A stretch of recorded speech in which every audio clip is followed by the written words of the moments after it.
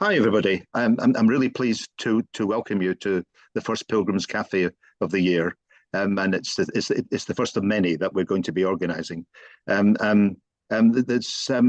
just something I need to say right at the beginning, because this session was originally, as you probably saw from the advert, that it was going to be run by Magda and Steffi. Unfortunately, Magda can't be with us because she's ill, and of course, we all wish her the speediest and best recovery as possible. But you know the situation. You go into school, and you find that there's a teacher absent, and maybe they're on a training course like at Pilgrims. Who knows? But maybe unfortunately they're ill. But the main thing is that somebody has to substitute for the teacher, and this might be you. So in this case. I'm substituting for Magda, and I'm going to be working with Steffi and sharing ideas over the next hour and a quarter. So really great to have you here, and let's begin. Hello, good afternoon, and thank you everybody for being here. Lovely to see so many of you and to reconnect with a lot of you. I'd like to thank Phil and the Pilgrims team for having stepped in and given me a lot of support.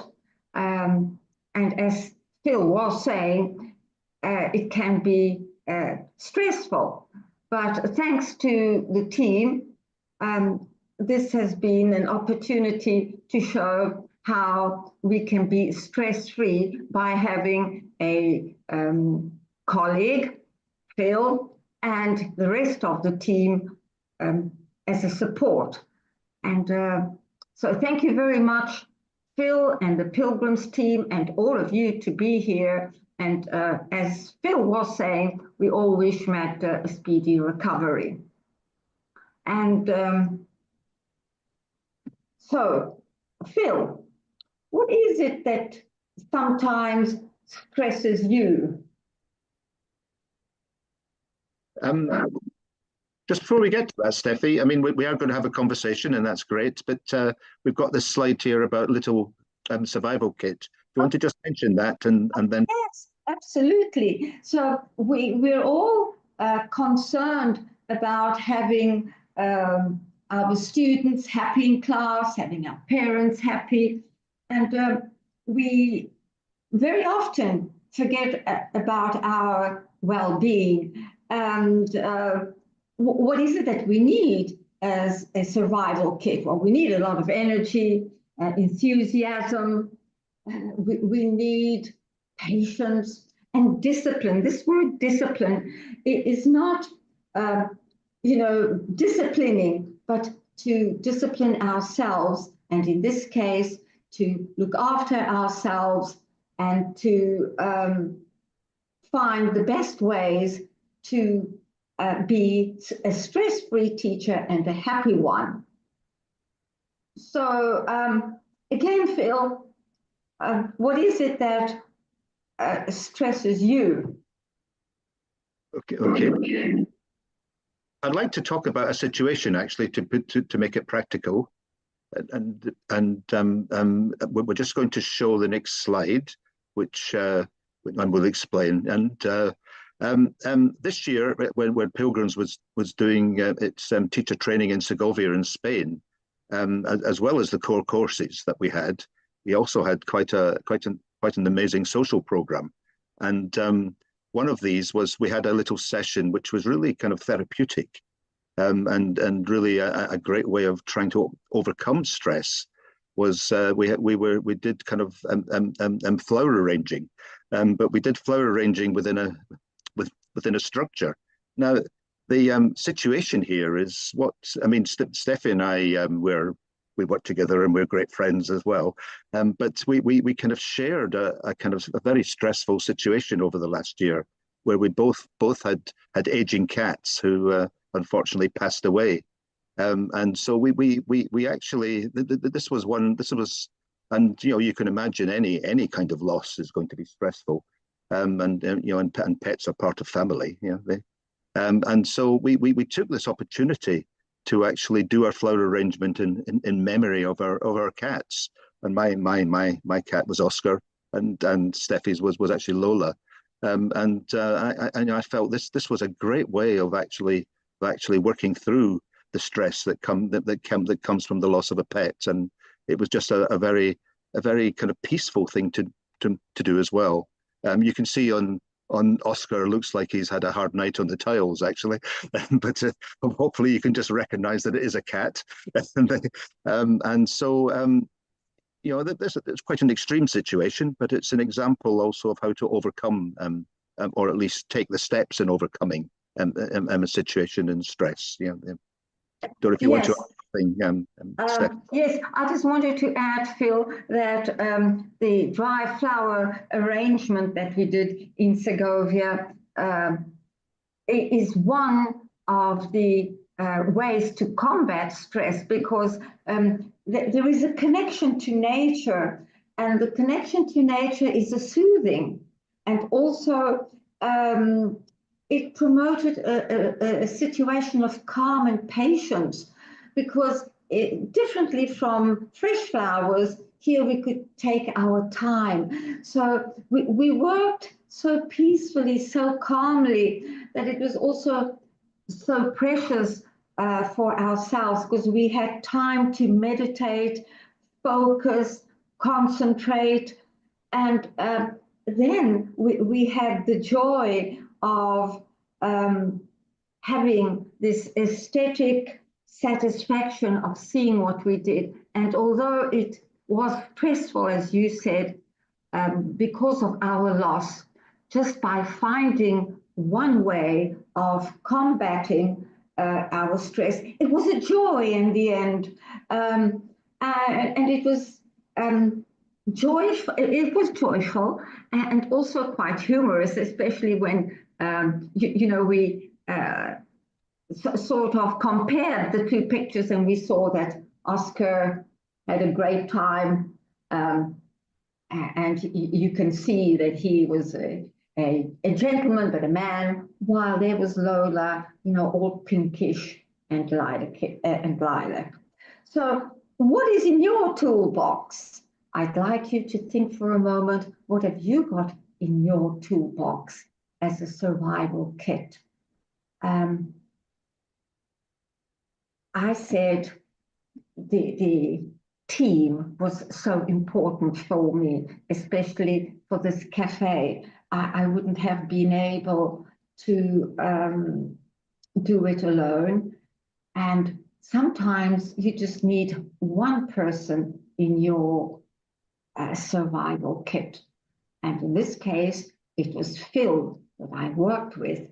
And then we also had a practical example of doing something that perhaps you've never done before, but will help you understand how you can really take care of your stress. Also by spending time with your friends and colleagues and the family, by spending time in the sun. And this is what we did a lot of in Segovia. Healthy eating. That was an additional benefit that we had in Segovia. Sorry, I'm referring to Segovia because that's where we did our training this summer, and it was really so stress-free. So, Phil, what have you got in your toolbox? I mean, I think it's really important what you were saying about sharing, and I think the worst thing can happen is that you internalize stress. Really, and so that important bit of sharing is with whoever that is, a friend, a colleague, family. Yeah.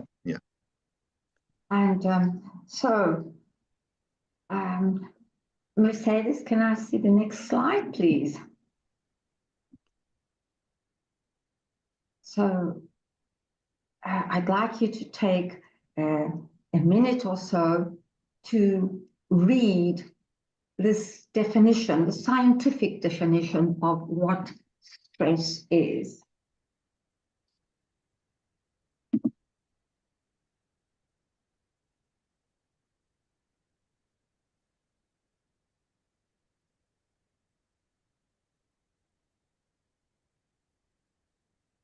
As we can see, there is good stress and bad stress.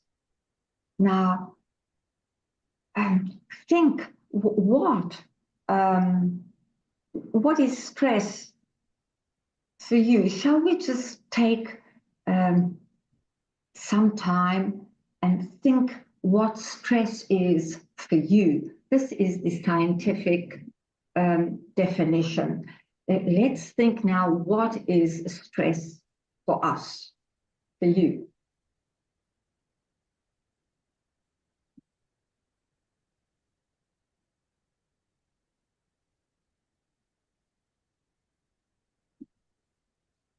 Okay, so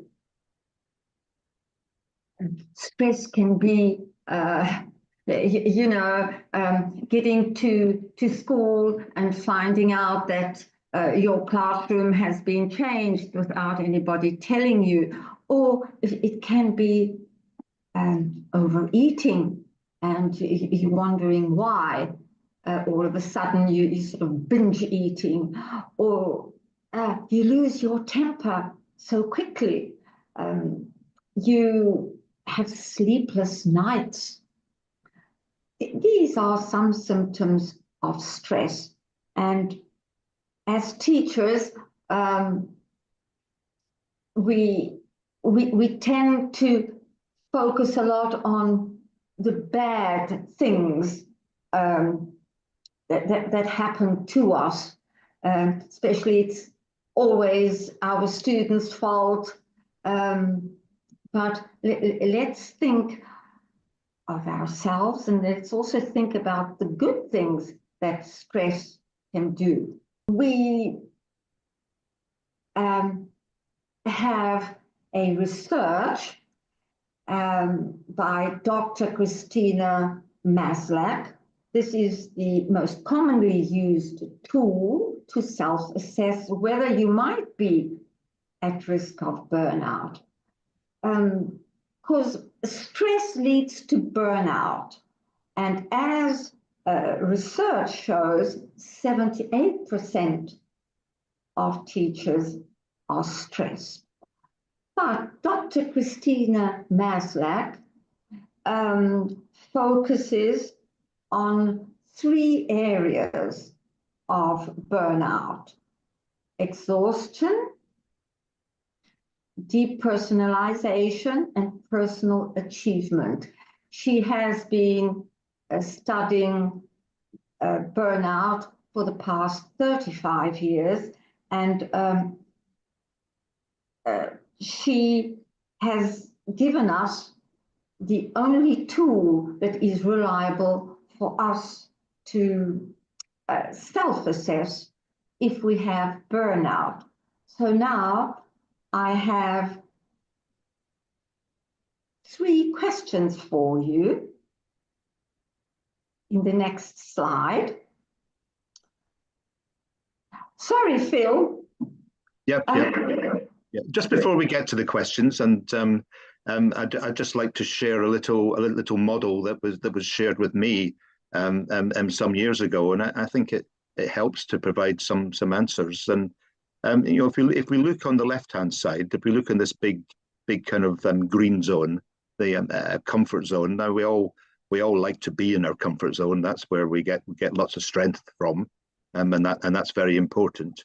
But it's also quite important that we actually go into the next yellow section, and that we stretch ourselves and we do things that maybe we haven't done before, and we might find a bit of a challenge. But that stretch place is still part of a kind of comfort zone. It's just opening up new things for us. But if we get through that stretch place, then and if we don't kind of deal, if things come up that which might lead to fatigue, or begin to think about poor judgment, and we're making choices and decisions that might get into an area that we call strain. And that strain place can be a place to work in. But if we don't kind of recognize where there may be stressful situations or problems, that strain might come to a stage that actually becomes overwhelming. And that's where we get into the territory of where burnout can then begin. Perhaps in thinking of that, just one little strategy, which I'm sure you know about anyway already, is, what are the things that you can control and what are the things that are outside your control? And if we can really focus on the things we can control, then maybe we can deal with this stretch to strain situation. And try to say, well, there's lots of things I can't control, so I can't go there. I'm not going to do that. And so that might be helpful in thinking about how we might deal with this area really of stretch to strain and trying to avoid overwhelming, which then leads to burnout. Absolutely, Phil. So if we take a look at the next slide, when we have headaches and muscle tension, we have trouble with sleep patterns, we're feeling overwhelmed and cynical, frustrated and unfulfilled, or we have this Sunday night blues in our culture before work, because in some cultures it might be the Friday night blues before work. A sense of apathy or over complaining, when we're feeling depleted after work and we're feeling irritable or we lose our temper. These were some of the symptoms I mentioned before of what stress can be, divided into the 5 areas. Well, then I'm afraid we have taken it too far, and this is when we need to step away and do something about burnout. So here are 3 questions I'd like you to think about. Think about one that you'd like to focus on, or 3 of them. And these are 3 self-assessment questions which go back to Maslach. The emotional, the depersonalization, and the self-achievement questions. So, have I noticed feeling more irritable or impatient with students, colleagues, or even friends and family?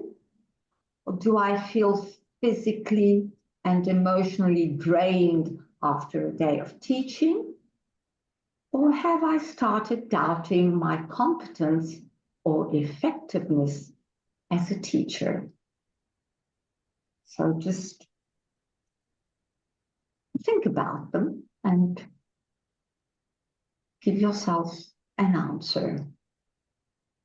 Can I just volunteer Jacqueline because Jacqueline, we had an interesting conversation and you led it quite a bit. So could you just explain what we did? It was very interesting. But you need to unmute yourself. You're right. Okay, thanks very much. No, we were just talking about, in the classroom, I think we were talking also about, we're not the only person in the classroom who's teaching. We can also learn from the students. And I think we also were talking about, if we're not 100% sure about something, I think it takes a lot of courage and confidence as a teacher to kind of say, well, I'm not so sure about that, let's look it up together. So you kind of handing it over to the students and including them, in the class. So you're not the only, let's say, gatekeeper of knowledge. Yeah. So you're not the only one who's there, that has all the answers. So we can, what we were saying, we can, you can learn a lot from your students as well. another important thing, maybe that I didn't say, I can't remember if I said it or not, but it also, it's really important also to, to really listen to your students, to what they're, trying to tell you, and, to maybe to listen again beyond just, what they're saying, really just, try to listen to them as students and as individuals. So I think, have I forgotten anything? No, I think we were trying to answer the third question. Have I started Yeah. doubting my competences? And I think most people, I I think think most groups did actually. yes. And another thing I think I said as well, that sometimes before you go into the class, you kind of doubt yourself, and then when you actually teach, when you get into the class, and then then you feel much better and much more confident kind of leading the class. But that's not only you as a teacher, it's also what the students give you as well. Thank you. So that's about all. Thank you very much for that. I totally agree, Jackie, with what you said. Okay. Right. Anybody else like to contribute, add? No? Okay, so if we take a look then at what burnout is, Mercedes, thank you. And here is a definition of burnout by Freudenberger.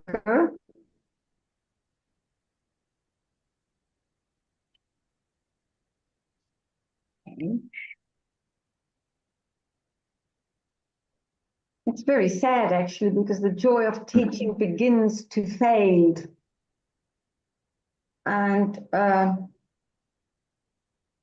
although I think, like the majority of us here today, we've all experienced some kind of stress, but if we are here today, it shows us that we still have the joy of learning, teaching, sharing, caring for ourselves and for the community and for our students. So that is I think this, I mean, for me, this just reinforces the point about recognizing the signs, and in order to try and not get to this point, yes.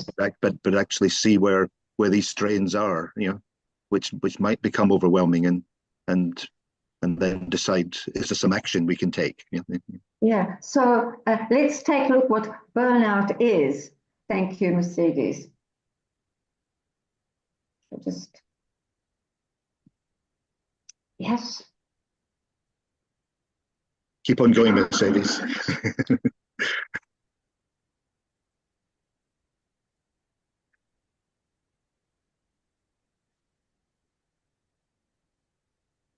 Okay. Can we take pictures of these slides? Do you Sure. around us? Or, you can take pictures if you want, but we will put something up on the Facebook page. But feel free to take pictures as much as you want. Yeah. Thank you. Yes, and so this is what burnout is. So from stress,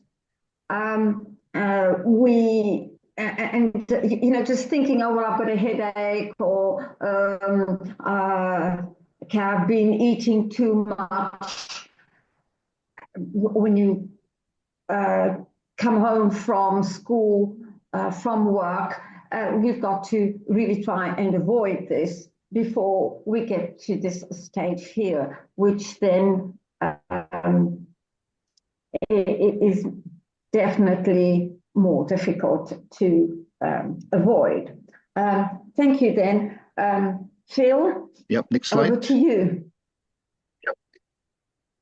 Okay, I'd just like to share something which has been kind of supportive for me, that I find really important, and really it's looking at stories, and stories can be actually books, it can be articles, it can be all sorts of things, and of course it's our own stories as well, But in this case, I just wanted to share.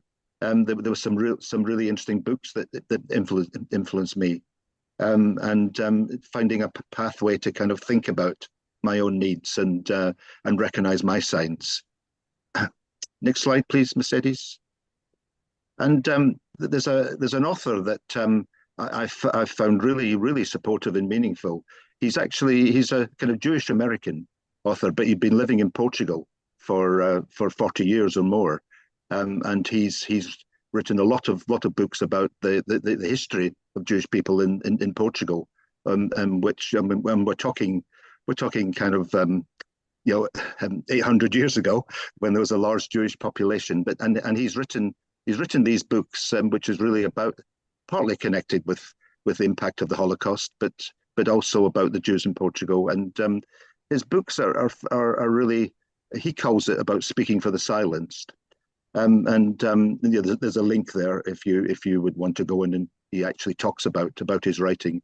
He's a fantastic author in that it sounds as if it's non-fiction when it's completely fiction, it's really engaging books. I've actually got in contact with them, and we've shared some stories as well, which has been very nice. These are books that have influenced me. Obviously, you would find the ones that work for you and the ones that are meaningful for you. Can you just go on to the next slide? And I'm sure we all know about Viktor Frankl, and how he lost all his family in the Warsaw Ghetto. But he was a psychotherapist, and he actually supported Holocaust survivors as well. And he developed this theory called actually logotherapy, and the text there really puts it in a bit of a nutshell. What that is kind of, rather than why has this happened to me or us, now that it's happened, what can I do about it? And kind of despite everything, we have to move positively forward. His emphasis has been on the word meaning is where the action is finding meaning. And it's not about meaning and loss, because maybe there is no meaning in loss, but it's finding meaning in how you move forward. And I think, as I say, I think stories are very powerful, but what's also really powerful is our own stories, and we're definitely not single stories as well. So there's many elements to what we mean by stories, but storytelling is so powerful, I think. Okay, next slide. And just a few thoughts of how that kind of relates really to what might happen in the classroom or in schools, and what are schools for, and can schools be a very important kind of good safe space as well, that might encourage where there are feelings of, I mean, we're talking here more than teachers, but for everyone, where there is this element of stress, can we notice the signs and what can we do about it? And that schools are about our subjects, and teachers need to know their subjects, but really schools are much more than that, and so much more than that, about meeting with friends, about, it's about time to understand our world. It's about reasoning and learning, sharing ideas, and I think most significantly, how do we develop a self of who we are, and our belonging. And stories can help with that, but lots of other strategies as well. Yeah. Thank you, Mercedes. And of course, one important aspect of that is how we use the arts, really. And yes. Arts and our special interests, I think, as well, in order to really, which could make a difference. I like to always quote Ken Robinson, and the wonderful work that he did, and he talked about encouraging the aesthetic, not the anesthetic, and I think that's really important. A moment of calmness, mindfulness. It seems to be a buzzword. Can you take a minute and read what mindfulness is, please?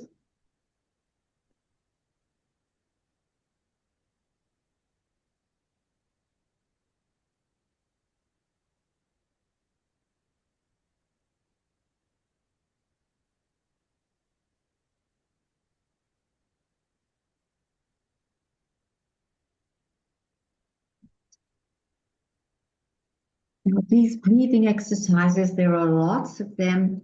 They don't take longer than 2, maximum 3 minutes.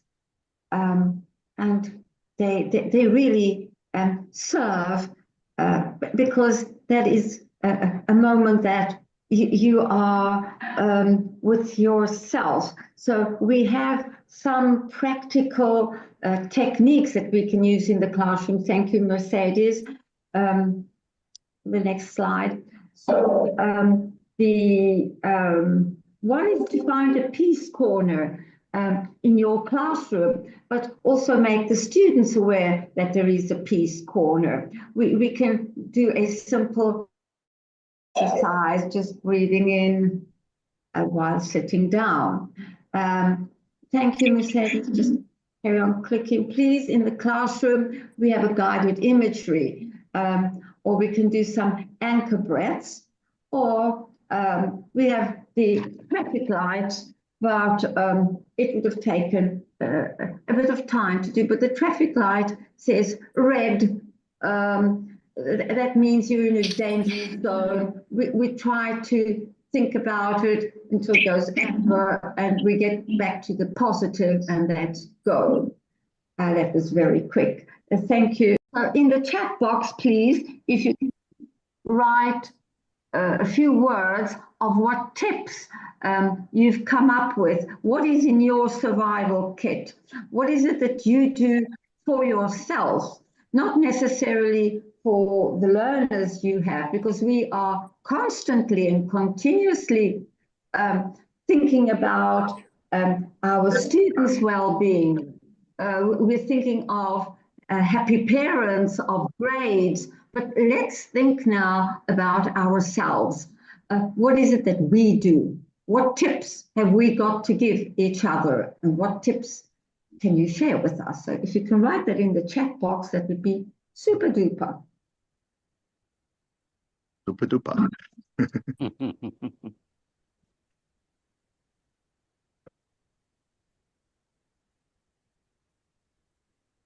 So the group where I worked with was music, playing music. Mm. Anything else? I can repeat something I heard was don't worry about your plan, but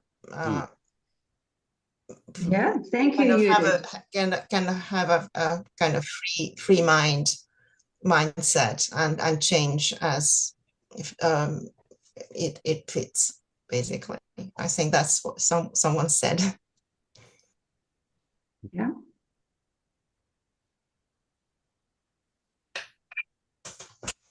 Yeah, we've got here going for walks as well. That's I actually went for a walk about an hour before we had this session. I thought I needed that. Yeah, but it says in the classroom now, so Yeah, in the class. Yeah. Okay, well we can be flexible in the responses. Yes. Okay. Dance then, definitely. Yes, swimming you did, if I well remember. Yes, swimming and dancing. Yes. Oh, Donna, with your little ones, you do breathing exercises. Oh, that's great. Mm. Sorry, I'm trying to follow because I keep getting thrown in and out. Sorry. Yeah, we know. Yeah, it's okay. Yes, Yeah. we know that the very bad weather conditions in your part of Italy. We were flooded yesterday, and now seems to be down your way. Okay, so the next slide is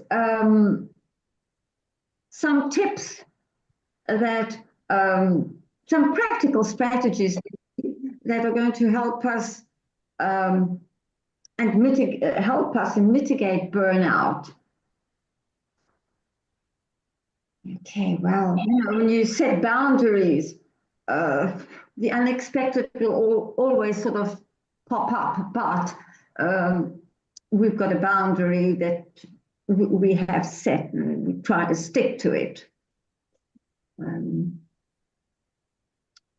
Well, then prioritize and simplify, do the essential tasks and not get sidetracked.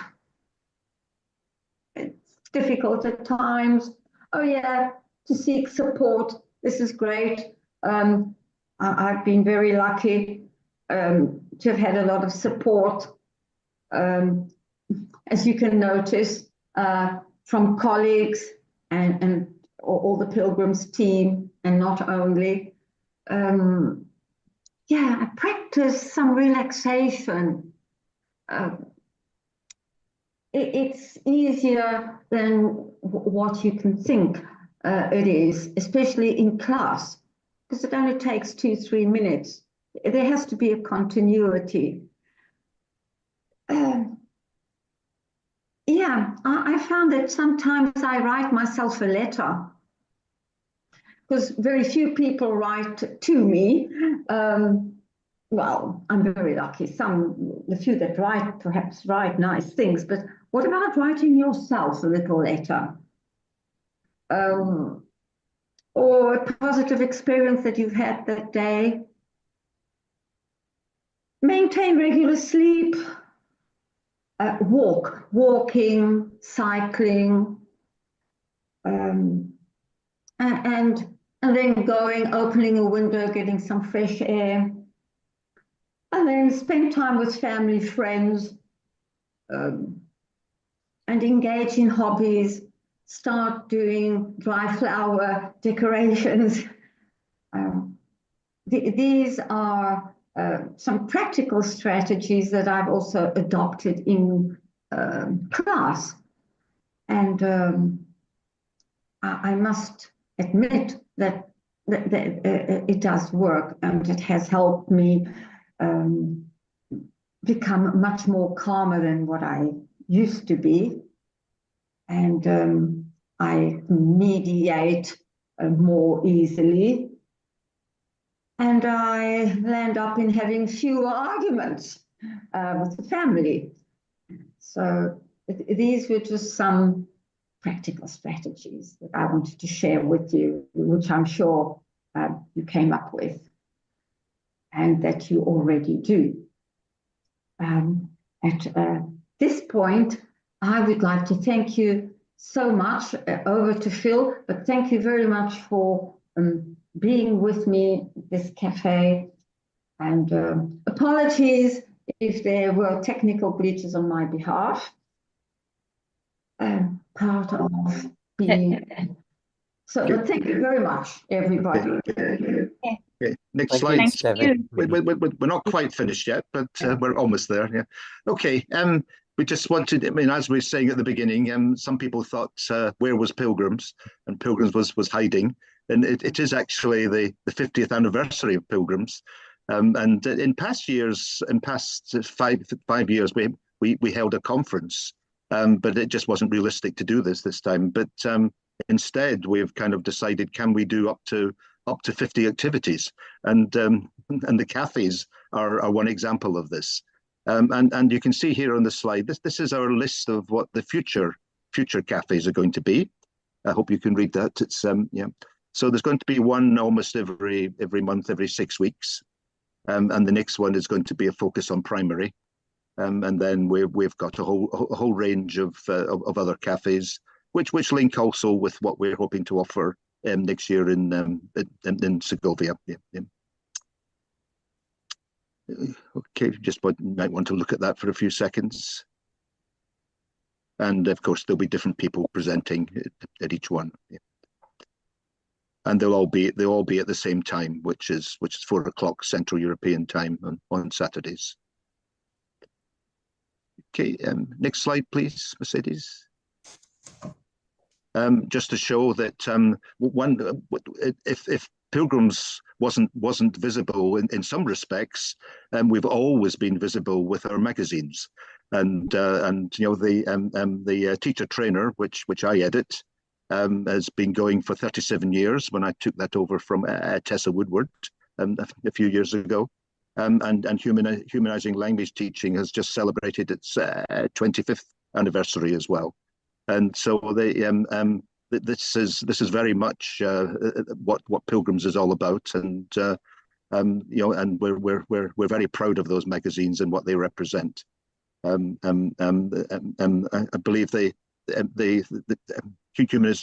Humanizing Language Teaching has just come out with its latest issue a few weeks ago, and the teacher trainer next issue will be out at the end of next week. Yeah, I don't know if you want to say anything, Hanya, about Humanizing Language Teaching. I would like to say that I always welcome contributions from you and feedback from you on the articles we publish. We have got new themes that have appeared in the magazine. One of them is eco issues to do with the environment and sustainability and Agenda 2030. So Alan Maley is very much involved in it, and Chris Graham, Adrian Underhill. So people who have made the mark in EFL have now joined this movement, or really started the movement, and we put materials together and some very, very good inspirations and initiatives. And the second one, we being humanizing language teaching and thinking about humans, we cannot forget artificial intelligence and how we can harness artificial intelligence humanistically. So this is another theme that is beginning to appear on a more regular basis in the mag. So please read the mag and contribute to the mag. Be my guests. Yeah, and that, and also for the teacher trainer, and what Hanya's just said, in the current issue, we've got a whole number of articles from teachers who are using artificial intelligence and the ways they've engaged with that positively, which I think is really, really important. And but as I say, this is very much, both these magazines are what Pilgrims are all about. Yeah. Next slide, please, Mercedes.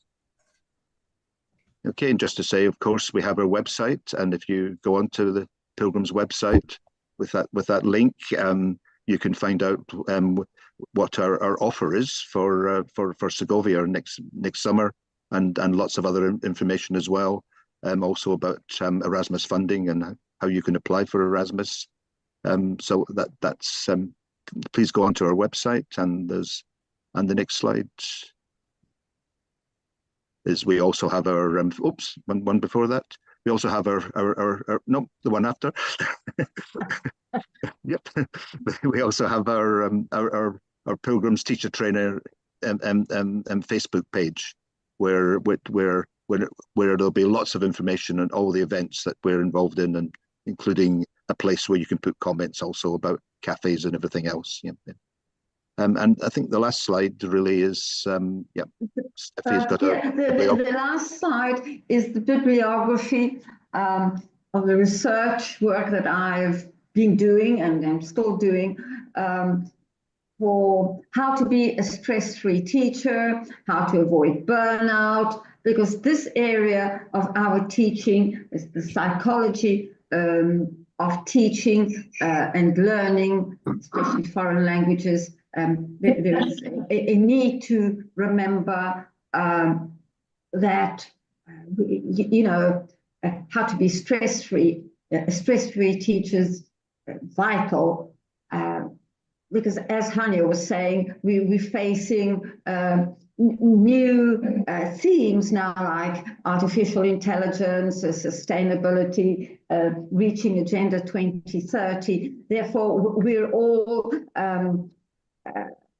so concerned in being updated that many a times, unfortunately, we forget of our own well-being, which is essential in our lives.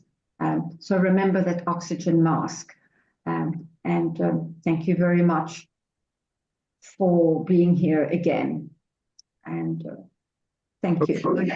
Thanks. Okay, thank you so much for your time and involvement and engagement. It's been great. So to say, this is the first cafe of the number. If you'd like to put a little message just as you're leaving, please do, or an emoji or icon or whatever.